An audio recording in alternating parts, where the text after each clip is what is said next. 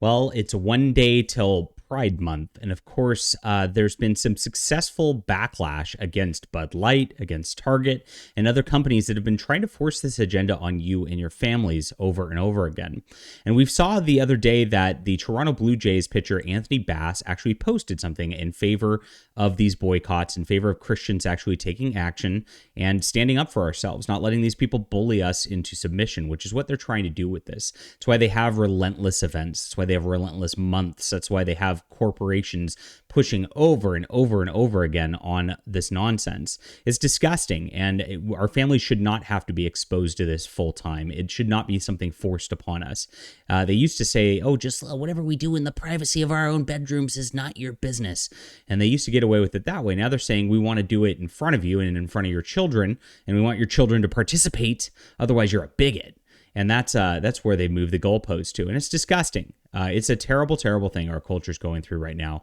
And we do need to push back. What Anthony Bass posted originally was a good thing. And it's all about ritual humiliation. They want everybody humiliated at this point who is opposing their agenda in order to, of course, make it so nobody will be able to speak out against them. That's all it's about. And that's what we'll get into in just a moment. My name is John Delarose. I'm a #1 best-selling author and award-winning comic creator. This is my new book, The Crystal Conspiracy. It's going to be out this month in June 21st, and I've got it up for pre-order right now on Amazon. It's only $4.99 for an ebook. You guys can check out this awesome book. It's going to be fun action adventure with none of the weird alphabet soup stuff in it. I promise you clean content for you and your family to enjoy. So check this out. If you like fantasy books, this is going to be a great series for you. That link is in the description below, my Amazon page, and this will be up there. I really appreciate you guys for supporting the channel. Really easy to do, and I love my readers. Thank you very much. Here we are.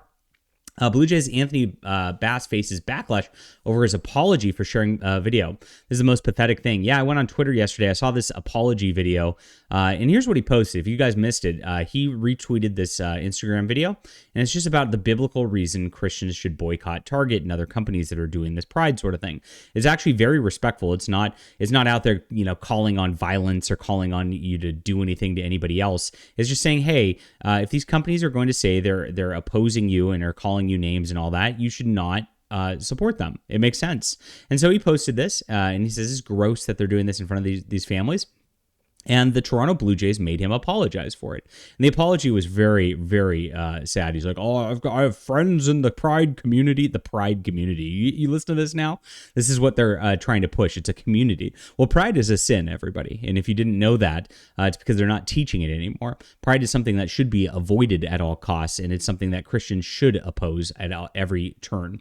So it's a very bizarre thing that he was made to do this. But the reason he did this was because the MLB corporation, the Blue Jays corporation, wanted to force submission. It's about forcing Christians to submit to this, to say that Christianity is wrong at the end of the day, and that this is a totally great and wonderful lifestyle for everybody. And it's about conversion at this point. It's not about tolerance or anything like that. If they were about tolerance, they'd tolerate Christians, right? They can't have that whatsoever. And so this ritual humiliation is what they try to do to anybody who violates their narrative. They want to make it so it's impossible to speak out against the narrative, that it'll hurt you, that it'll destroy your career, your families, your life. You'll have no friends. You'll be isolated. And that's exactly what they try to do.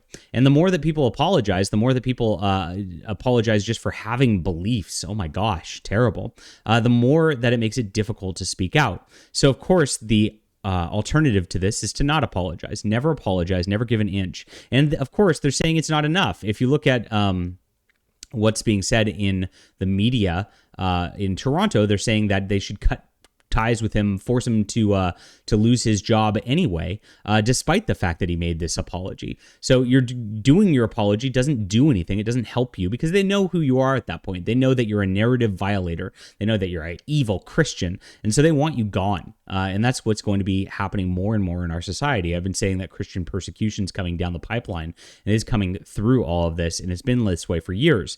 Now it's just stepping up and upping the ante every single time. So you have to push back. You can't be afraid. We have to all stand together. We we can't allow any of us to fall at this point. When your brother falls, you pick him right back up.